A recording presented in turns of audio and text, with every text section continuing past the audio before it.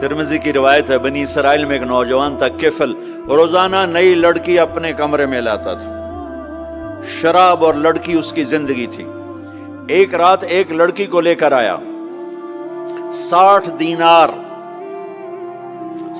دینار پاکستان کا 12 لاکھ روپیہ بنتا ہے، اور آپ کا 1 لاکھ بنتا ہے۔ 1 لاکھ رینڈ دے کر وہ ایک لڑکی کو لے کر آتا ہے۔ جب کمرہ بند کیا تو دیکھا وہ لڑکی رو رہی تھی، تو کفل کہتا ہے میں زبردستی تو نہیں لے کر آیا، ڈیل کر کے لایا ہوں۔ تو وہ روتے روتے بولی، کفل طوائف نہیں ہوں، غریب ہوں، مجھے غربت نے عزت بیچنے تک پہنچا دیا ہے۔ میں کہا کرتا ہوں جب مالدار لوگ زکوٰۃ نہیں دیتے تو غریبوں کی بیٹیاں طوائف بن جاتی۔ جب مالدار لوگ اپنے دنیا کو جنت بناتے ہیں اور غریبوں کو بھول جاتے ہیں تو غریبوں کی بیٹیوں کی عزتیں یوں نیلام ہوتی ہیں۔ وہ ساری زندگی کے لیے طوائف کا داغ اپنے ماتھے پہ لیتی ہیں اور زندگی بھر عزت کا ایک لمحہ نہیں گزار سکتی۔ اور طوائفوں سے کھیلنے والے وہ ویسے ہی مسٹر رہتے ہیں، وہ ویسے ہی ہز ہائنس رہتے ہیں، ویسے یور آنر رہتے ہیں۔ ایک بچی کی عزت برباد ہو گئی اور اس خبیث کی عزت ویسے کے ویسے ہے۔ اس لیے تو میرے اللہ نے قیامت کا دن رکھا ہے، اس لیے تو میرے اللہ نے قیامت کا دن رکھا ہے۔ ہائے ہائے ہائے ہائے، ایسے تو نہیں حسین سر کٹوا کے نیزوں پہ چڑھ گئے اور آل رسول گھسیٹے گئے اور بوٹی بوٹی ان کے ہو گئی کہ اللہ کو نہیں چھوڑنا باقی سب چھوڑ دیں گے۔ جس امت کے پاس کربلا کی تاریخ ہو وہ امت نماز چھوڑ دے، وہ امت جھوٹ بولے، شراب پی، زنا کرے۔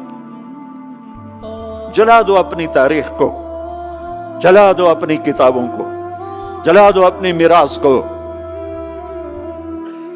جو کرنا پھر جو مرضی کرو، بھلا دو حسین کی قربانی کو۔ یہ کوئی زندگی ہے جو ہم گزار رہے ہیں؟ وہ عورت رونے لگی، وہ لڑکی رونے لگی، کفل عزت دار ہو، مجھے غربت نے طوائف بنا دیا ہے۔ تو کفل رو پڑا اور کہنے لگا میری بہن جس عزت سے آئی تھی چلی جا، جو پیسے دیے ہیں جا اپنی غربت میٹا، ہدیہ 60 دینار 1 لاکھ رینڈ بنتا ہے، جا اپنی غربت میٹا، اور میرے لیے دعا کر، میں بہت گندا انسان ہوں، میں تیری آنسوؤں کو دیکھ کر میں بھی توبہ کرتا ہوں۔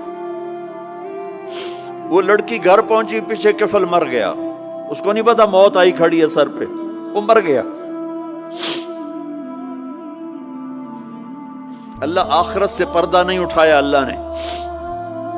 وَمِن وَرَائِهِمْ بَرْزَخٌ إِلَى يَوْمِ يُبْعَثُونَ، پردہ ہے، مر گیا، کیسے مرا، کس حال میں مرا، کچھ پتہ نہیں ہے، اس کی قدردانی پہ قربان جاؤں۔ کل اگر یہ مردہ ملتا نا اپنے گھر میں، اس کو کسی نے اٹھانا نہیں تھا، کمرے میں ہی دبا دینا تھا، وہیں پتھروں میں اس کو دبا دینا تھا، یہ ایسا انسان تھا، لیکن وہ تو توبہ کر چکا تھا۔ اور توبہ کے بعد کی زندگی 15 منٹ، آدھا گھنٹہ، گھنٹہ، سوا گھنٹہ، 2 گھنٹے ہے، اور 30 سال کی زندگی زنا اور شراب میں ہے، اور آدھے گھنٹے کی زندگی میں صرف نیت کی ہے۔ کل تک تو بھی سورج بھی نہیں دیکھا اور موت نے آ کے اٹھا لیا۔ صبح جب ہوئی تو لوگوں نے دیکھا کفل کے گیٹ پہ لکھا ہوا تھا ان اللہ قد غفر للکفل، لوگوں اللہ نے کفل کو معاف کر دیا۔ یہ کیوں لکھوایا؟ یہ کیوں لکھوایا؟ اس لیے لکھوایا کہ اب یہ ہمارا دوست ہے، آؤ اس کو عزت سے ہمارے پاس پہنچاؤ۔ یہ شرابی بھی تھا، یہ زانی بھی تھا، یہ سب کچھ تھا۔ اس سے بڑا قدردان کوئی ہے کہ نیکی کرنے کا ایک دن اس کے پاس نہیں؟ ابھی آج اس نے نیت کی ہے کہ آج کے بعد میں نیک بن کے زندگی گزاروں گا، اور موت نے مہلت نہیں دی۔